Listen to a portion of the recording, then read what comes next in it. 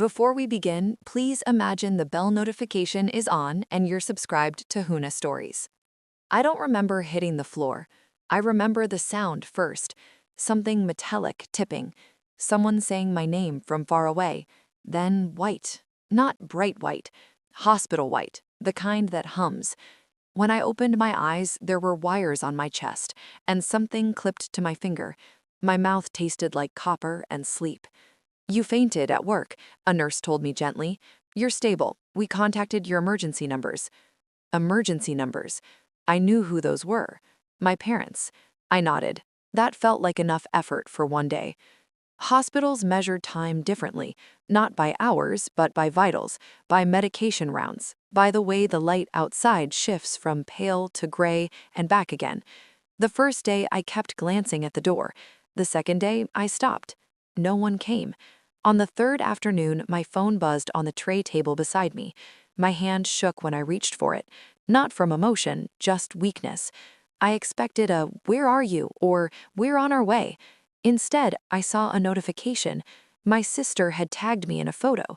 There they were, my parents, my sister, her husband, her kids, all smiling in front of a picnic table covered in food. Sunlight, Knorper plates.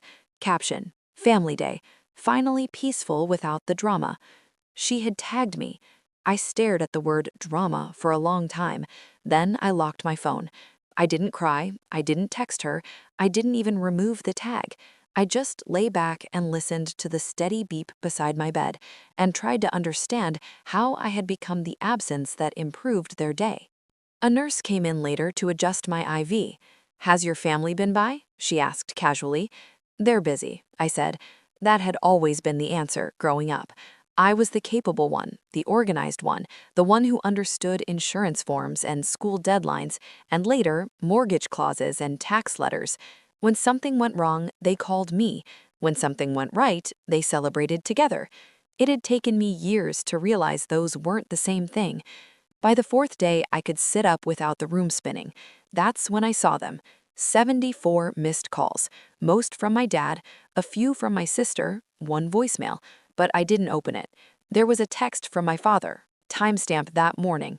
We need you. Answer immediately. No, how are you? No, we heard what happened. Just need. I felt the old reflex surge through me. Call him back, solve it, fix it, make it smooth. My thumb hovered over his name. Then there was a knock at the door. A woman stepped in, wearing a navy blazer and a hospital badge. I'm the social worker assigned to your case, she said. We should talk about discharge planning. Discharge? The word felt bigger than it should have. We'll be helping you at home, she asked, pen poised over her clipboard. I opened my mouth to say, my parents. The words were automatic, but something stopped me. I pictured the picnic table, the caption, drama. No one, I said instead. She looked up. I can manage, I added. I'll arrange outpatient support. She nodded slowly. That's fine. We can coordinate home health patients if needed, but I need to confirm your emergency contact. Is it still your father? There it was. Authority, neutral and procedural. Yes, I said, but remove medical decision-making access. She didn't blink. Understood, she made a note. It was small, a line on paper, a setting changed in a system, but it felt like moving a wall. When she left, I picked up my phone again. I didn't call, I typed. I'm hospitalized. I'm stable but recovering. I won't be available to assist with anything for the foreseeable future. Please make other arrangements. I read it twice. No accusation, no explanation, just fact. I hit send. The response was almost immediate.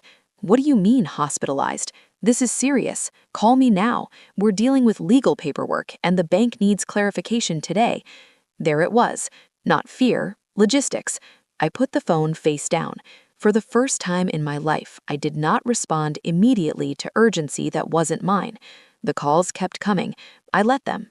Later that evening, a nurse came to disconnect one of the monitors. You're improving, she said. Your body needed rest. My body had needed rest for years. So had my mind. The next day, my sister finally texted. We didn't know it was that bad. Dad's stressed. Can you just help this once? I stared at the phrase, just this once. Every time had been just this once. I typed back carefully. I hope everything gets resolved. I'm focusing on recovery. She didn't reply. Discharge day came quietly. No balloons, no waiting room full of relatives. A volunteer wheeled me to the entrance. The air outside felt too large. Before getting into the car I'd arranged through a ride service, I removed the hospital wristband. I held it for a second before dropping it into the trash. My phone buzzed again. Dad. I silenced it. Not out of anger, out of decision. For years, I believed needed meant being loved. Lying in that hospital bed, tagged as drama, wires tracing my ribs, I understood something else. Being needed is a role. Being valued is a choice. They had chosen convenience. I was choosing recovery. The calls didn't stop that week. The urgency in the messages shifted from demand to frustration, then gradually it became sparse. They found another solution. Of course they did. Systems don't collapse when one person steps away. They adjust. So do families. I still have the text thread, not as proof. The first time I didn't answer immediately, nothing exploded. No catastrophe, no irreversible damage, just space. And for the first time in a long time, that space belonged to me.